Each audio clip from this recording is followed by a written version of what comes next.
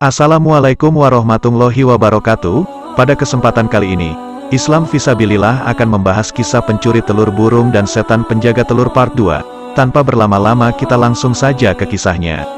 Wahai Nabi utusan Allah, kami berdua siang dan malam selalu menjaga pohon itu dan juga sarang burung merpati ini.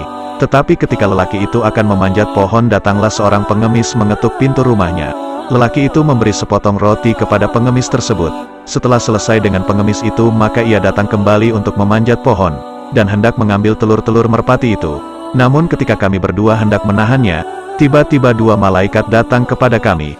Tiba-tiba salah satu dari malaikat itu melemparkan kami ke arah terbitnya matahari dan meninjuku terus-menerus, hingga aku tidak berdaya, dan malaikat yang satu lagi melemparkan temanku ini ke arah tenggelamnya matahari, dan juga membuatnya tidak berdaya.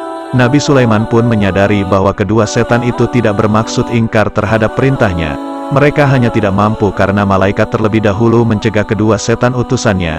Nabi Sulaiman tahu bahwa ternyata sedekah yang dilakukan lelaki itu telah membuatnya aman dari mara bahaya. Setelah kejadian ini sesuai dengan sabda Rasulullah, sedekah itu benar-benar menolak bala. Hadis riwayat Tabrani dari Abdullah ibnu Mas'ud. Untuk menyegarkan ingatan kita, Nabi Sulaiman adalah putra Nabi Daud yang memiliki silsilah langsung dengan Nabi Ibrahim.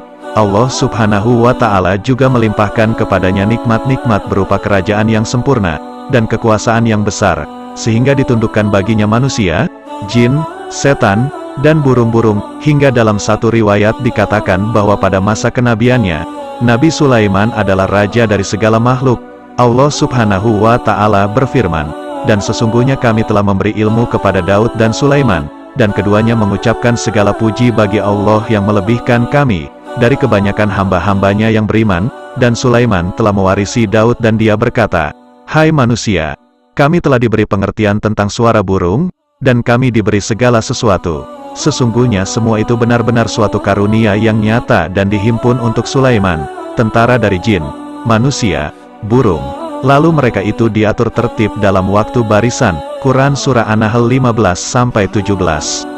Setelah mendapatkan penjelasan dari firman Allah dalam Al-Quran, maka benarlah bahwa Nabi Sulaiman adalah raja segala makhluk pada masa kenabiannya, sehingga dengan mudah baginya untuk memerintahkan setan untuk menjaga pohon.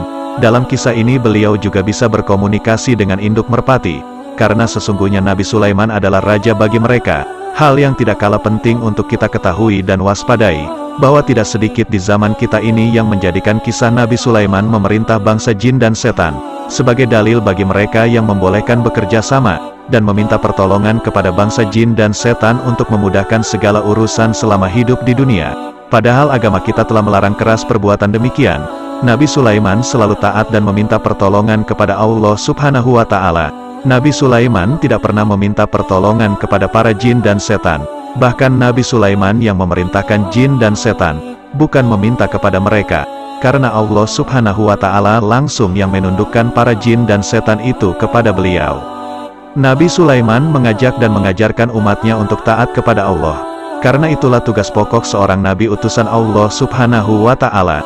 Dan kita juga sudah mengetahui bahwa kedua setan penjaga pohon yang diutus sang Nabi adalah untuk menghalangi seorang lelaki untuk mengambil telur induk burung merpati yang mengadu kepadanya, bukan untuk mencelakai umatnya. Di Indonesia sendiri yang kita kenal dengan setan, tukang sihir, para peramal, dukun, dan lain sebagainya berkembang cukup pesat. Mereka bukan membawa umat Islam untuk taat kepada Allah Subhanahu wa Ta'ala, tapi malah menjerumuskan kita dalam kesyirikan. Banyak kejadian mistik di luar nalar manusia yang dilakukan para jin dan setan yang bekerja sama dengan mereka untuk mencelakai bahkan membunuh dengan sihir mereka. Dengan banyaknya kejadian itu, maka tidak heran jika banyak pula umat muslim yang memohon perlindungan kepada Allah Subhanahu wa Ta'ala dan juga mendatangi para kekasih Allah, para kiai, para ulama, untuk meminta doa dari mereka agar terhindar dari kejahatan para dukun, tukang sihir, yang bekerja sama dengan para setan dan jin jahat. Alhamdulillah saudara seiman, semoga kisah ini dapat menambah ilmu dan menambah ketakwaan kita kepada Allah Subhanahu wa Ta'ala. Assalamualaikum warahmatullahi wabarakatuh.